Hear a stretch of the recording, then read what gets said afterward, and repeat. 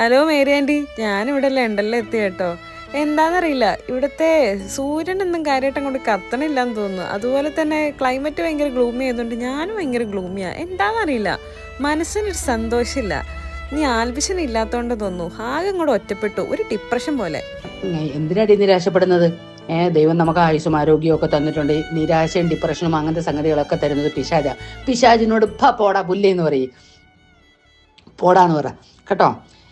എല്ലാവരും സ്നേഹിക്കപ്പെടുന്ന എല്ലാവരും കൂടെ ഉണ്ടായിരുന്നു, ഇടം വലം എല്ലാവരും ഉണ്ടായിരുന്നു. പിന്നെ അത് അടിച്ച് പൊളിച്ച് ഓരോ കാര്യങ്ങളൊക്കെ വളരെ ഭംഗിയായിട്ടൊക്കെ ചെയ്ത് എല്ലാം ചെയ്ത് ഇപ്പോൾ ഒറ്റയ്ക്കായതുകൊണ്ടാണ് അതിൻ്റേത്. പിന്നെ ജോലിയുടെ സംഗതികളും അത് ഒന്ന് റെഡി ആവാനായിട്ട് കുറച്ച് സമയം എടുക്കും കേട്ടോ.